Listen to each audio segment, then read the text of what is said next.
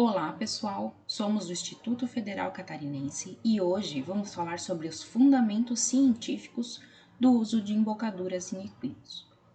Todos sabem que o trabalho montado de cavalos tradicionalmente envolve o uso de embocaduras, mas muitos têm dúvidas sobre a forma de atuação ou sobre como escolher a embocadura mais adequada para o seu animal. A relação entre homens e cavalos vem sendo construída há milhares de anos, e a domesticação dessa espécie foi fundamental para o desenvolvimento da humanidade. Há evidências arqueológicas do uso de embocaduras datados de cerca de 3.500 a 3.000 anos antes de Cristo. Provavelmente, a domesticação de cavalos começou na estepe da Eurásia, há 6.000 anos. Especificamente na cultura Botai, no norte do Cazaquistão. Nesta região, entre os fósseis da época, predominam restos de cavalos, incluindo achados esqueléticos que sustentam a sua domesticação. Entre estes, ressalta-se os danos dentários causados por embocaduras rígidas.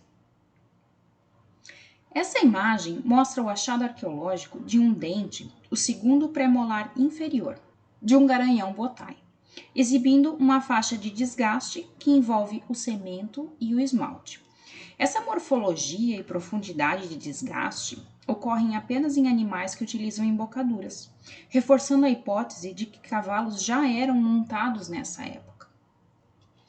Assim, a equitação é uma atividade milenar que vem evoluindo junto com a humanidade. A equitação busca estabelecer uma comunicação do cavalo com o cavaleiro, por meio da aplicação de pressão e alívio em diferentes pontos do corpo do cavalo. Essa pressão é aplicada ao longo do corpo por meio das chamadas ajudas. A liberação da pressão imediatamente após a resposta desejada recompensa o animal e resulta em aprendizado, reforçando as próximas respostas. Esta pressão e alívio é aplicada no cavalo por meio das chamadas ajudas naturais, que são aplicadas basicamente de 3 formas. O assento é o centro que controla todas as ações e partes do cavalo. As ações de perna começam pelas coxas e progridem até os calcanhares. Eventualmente são reforçadas por esporas e chicotes, conhecidos como ajudas artificiais. As ações de mão iniciam nos dedos e progridem em direção aos braços do cavaleiro conforme a necessidade. Como regra geral, as mãos do cavaleiro controlam os membros anteriores do cavalo, as pernas controlam os posteriores e o assento controla tudo. Mas como funciona tudo isso? Bem, no vídeo de hoje vamos focar na atuação das mãos e suas ajudas artificiais, as embocaduras. As mãos do cavaleiro podem atuar, resistir ou liberar. A atuação das mãos pode acontecer de forma simultânea ou alternada, fechando e abrindo os dedos, aumentando e reduzindo a pressão. Para resistir, o cavaleiro mantém o contato de rédea firme e constante, mas sem puxar. E para liberar, o cavaleiro cede as mãos, abaixando-as ou abrindo os dedos, aliviando a pressão. Mas e a embocadura? Bom, a embocadura serve para transmitir a pressão das mãos para a boca do cavalo. Existem inúmeros modelos de embocadura, que variam no tipo de material, tamanho, forma e modo de ação, sendo necessário escolher qual melhor se adequa ao indivíduo. Em geral, os bridões diferem dos freios por não possuírem o efeito de alavanca sobre a força aplicada. Normalmente, a escolha da embocadura mais adequada para cada cavalo é feita a partir da sua aparente eficácia, devendo-se sempre iniciar com os modelos de ação mais suave.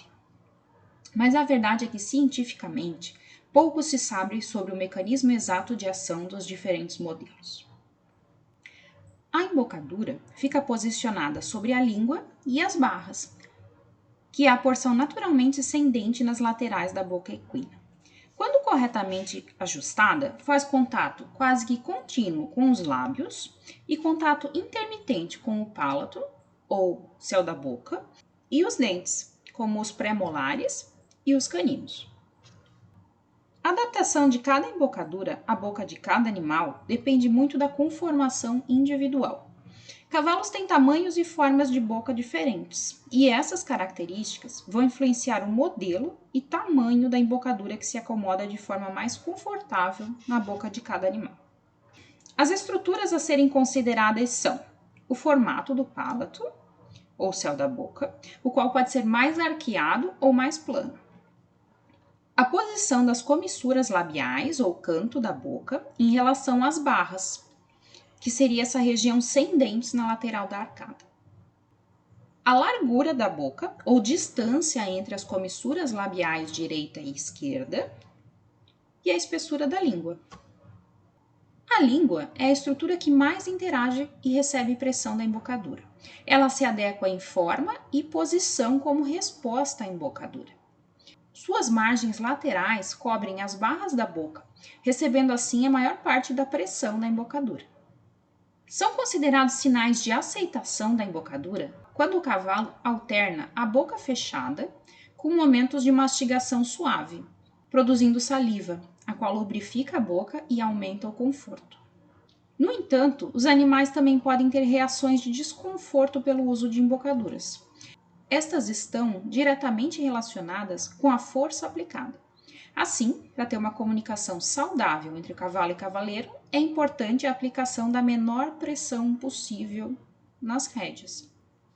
Essas imagens foram obtidas por fluoroscopia, uma espécie de raio-x em movimento, e elas permitem observar as diferentes reações de um animal utilizando a embocadura. Aqui a gente tem um animal quieto, sem reação, com a boca fechada e mantendo contato pleno com a embocadura. Aqui a gente tem um animal elevando a embocadura. Aqui retraindo a língua e projetando a sua língua sobre a embocadura. Outros comportamentos também podem indicar desconforto, como levar o focinho em direção ao peito ou levantar o focinho, abrir a boca, ranger os dentes, entre outros. O conhecimento da ação da embocadura é útil na seleção da ferramenta mais apropriada para cada cavalo, visando maximizar o desempenho sem comprometer o bem-estar. Assim, o cavalo deve estar confortável com o tamanho e a forma da embocadura, sendo fundamental o cuidado com a quantidade de pressão aplicada nas rédeas. Lembrando que essa pressão pode ser amplificada por mecanismos da própria embocadura e outros acessórios como barbelas ou rédeas especiais. Cabe então ao cavaleiro identificar e aplicar a pressão mínima necessária em cada situação. Resumindo, um bom cavaleiro conhece e usa as técnicas de treinamento visando o aprendizado de sua montaria, gradualmente reduzindo a pressão de rédeas necessária para cada comando. Tal aprendizado acontece muito mais pelo alívio imediato da pressão do que pela quantidade de pressão aplicada. Muito obrigada!